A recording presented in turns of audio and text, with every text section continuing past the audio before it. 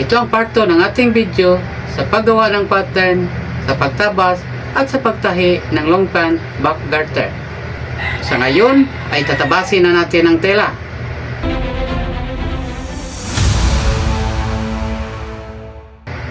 Hello everybody! Welcome once again to my YouTube channel. Kung nagugustuhan nyo ang aking news tungkol sa pananahi, subscribe my channel and hit the notification bell para updated ka sa susunod ko pang mga video. And don't forget to like, share, and comment.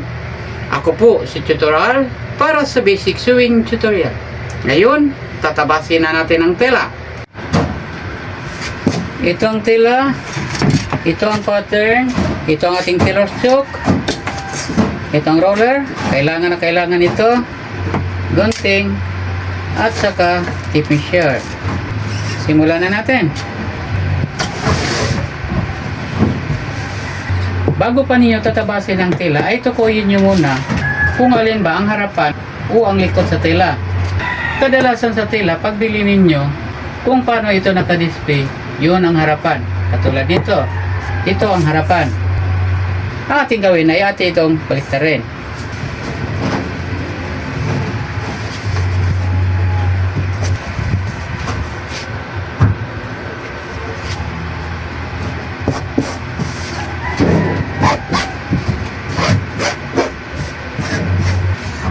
Itapat nyo ang bawat gilid at gawin yung straight. Kung bumabaluktot, ganon, tulad nito ay hatakin nyo para magiging straight.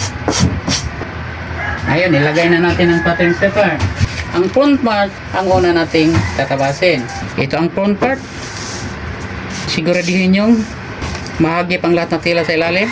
Lagyan nyo ng allowance 3/4 or 1 inch kasi gugupitin pa natin yan. Tingnan nyo. Ito ang front part. Tingnan nyo sa ilalim. Ito. Nagip ang dalawang tela. Maghanap kayo ng mabibigat na bagay para pangdagan. Tulad nito. O kahit ano. Lagyan mo ng allowance. Mga 1 inch. Para hindi kayo mahirapan sa pagupit. At sukatan nyo dito. Galing sa center line nito ay susukatan nyo sa ilalim sa tela. Ito. Kung alin ang sukat, dalhin mong sukat sa baba. Kung ano sukat dito, ganon rin sa baba. Para magiging straight ang center line.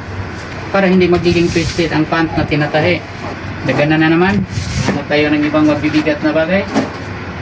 Ito, pwede na ito. Ayan. Ito ang front part. Ito yung front part. Ito. Ito. Ito. At ito ang kanyang bulsa. Ngayon, i-duplicate natin. Gamit ang ating tailor choke. Ito. Ganon. Ito ang linya. Tapat nyo ang linya dito. Tapos ganon.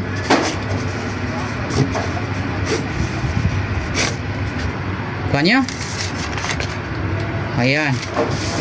Ibigihin natin para halata ninyo.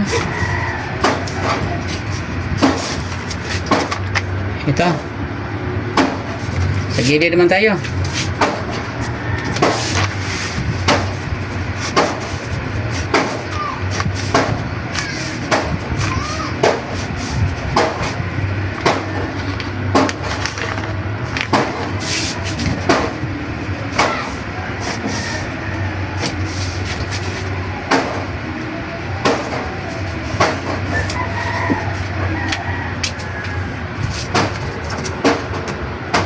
Hanggang dito ang front part.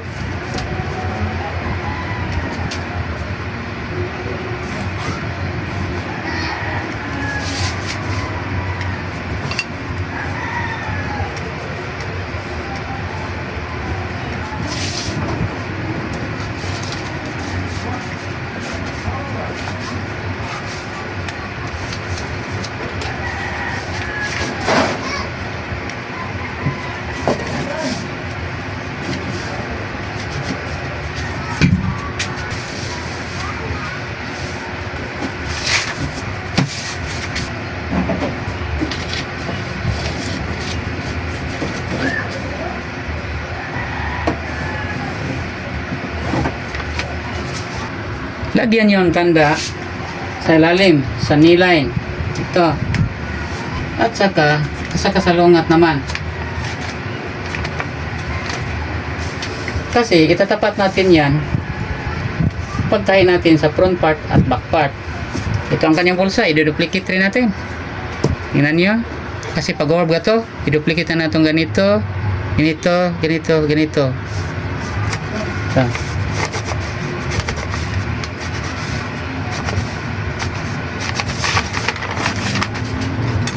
Yan. Ito ang front part. At lagyan yung tanda dito. Hanggang dito siya. Ito rin, sa may zipper, lagyan rin natin ng tanda. Ididigin natin para mahalata sa inyo. Alisin na natin ang front part.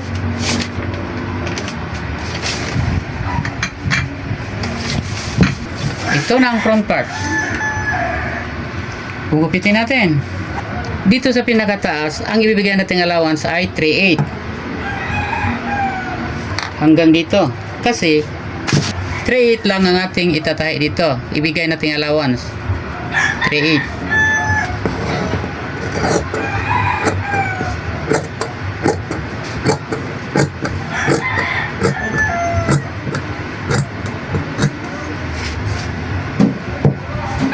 Dito naman sa curve na to ay 1/4 lang. Kasi zipper ito. Mahirap ito kung malaki ang allowance. Istorbo. 1/4.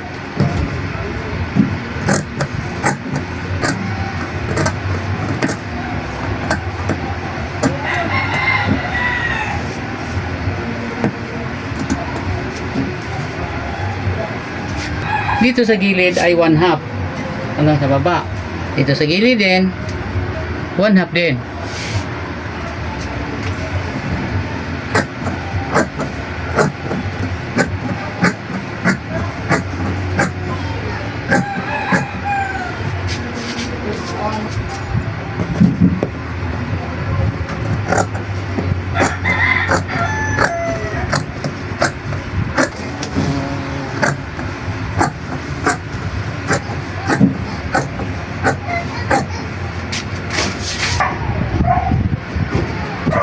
Dito sa pinakababa ay 1/2 din. Kasi itutupi natin ito ng 1/2. Pagkatapos 1 inch na naman para sa kanyang fold sa ilalim. Parang ganito. Tapos i-duplicate natin.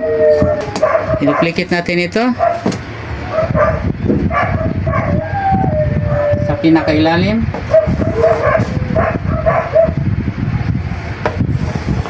At saka sa gitna kasi tupi ito.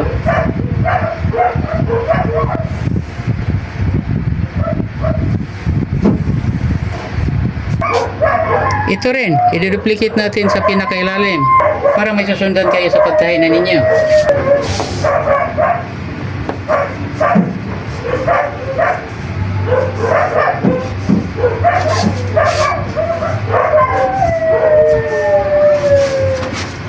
Dito rin.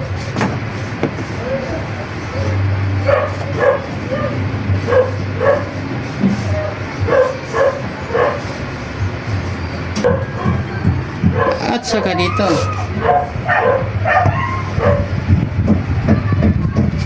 Tatapatin natin ito sa pagtatahi na natin sa back part.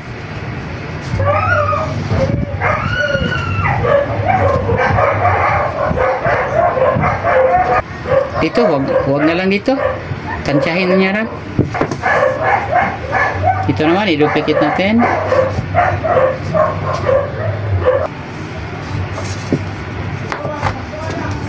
Ito na. Tapos na natin yung front part. Ito tela. Ito, tingnan niyo. Ito na ang front part. Tabi mo natin ito. Ayun, back part naman tayo. Ang tela ay baliktarin natin. Ang nasa baba ay dalhin sa taas. Tulad nito.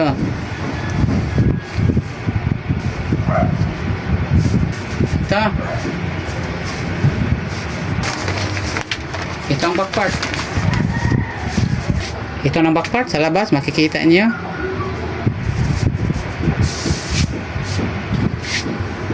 Gawin yung straight dito sa center line. Sukatan nyo dito sa center line hanggang dito. Ganun rin, center line. Mula dito hanggang dito. Lagyan nyo ng allowance dito na 1 inch. Hindi bababa sa 1 inch. Para hindi kayo mahirapan sa pagkupit. Kata nyo dito. Tinan 1/2.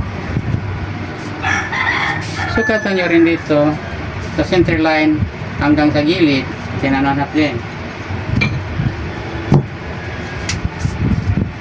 Ito na. Siguraduhin yung mahagip ang tela sa ilalim. Tingnan nyo. Ito na. Bubupitin na natin. Lagyan natin ng allowance dito na 1/2.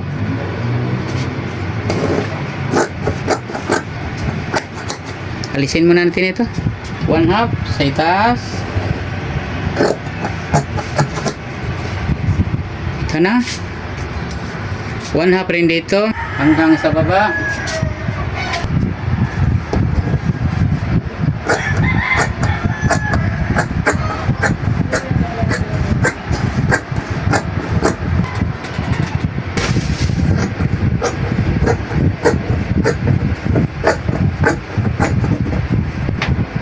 Ito, mga sobra na tela na to. Lagyan mo ng tanda. Baka magagamit pa ninyo ito. Hindi mababaliktad ang inyong tela. Ito ang sa ilalim. Yung may mga marka. Ito ang back part. Yung pulang linya. Tandaan nyo. Dito. I-replicate natin.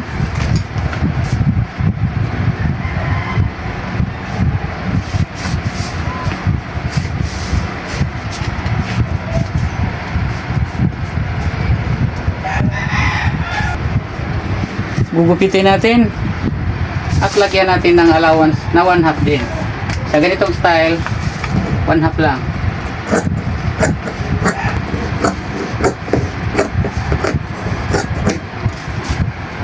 Ito rin, lagyan nyo ng tanda.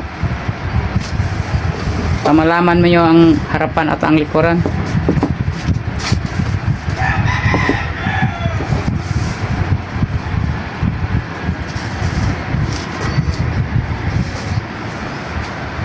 Dito, wala allowance din.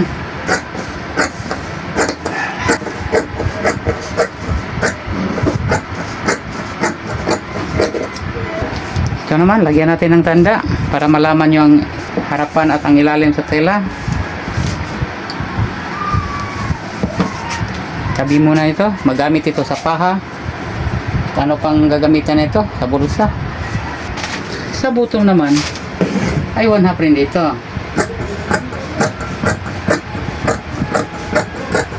Kasi, itutupin natin ito ng 1/2 pagkatapos 1 inch. Yan ang final tupi nito. Lagyan natin ng tanda dito sa knee line. Sa gitna. Kabila din.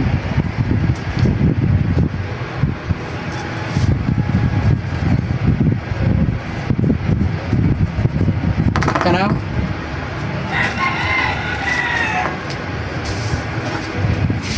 Ito na ang buong back part. Ito na ang back part.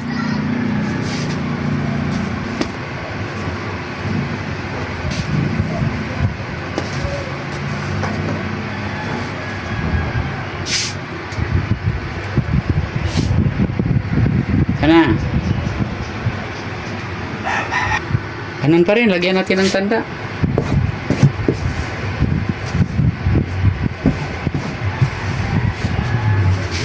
At saka ang front part din.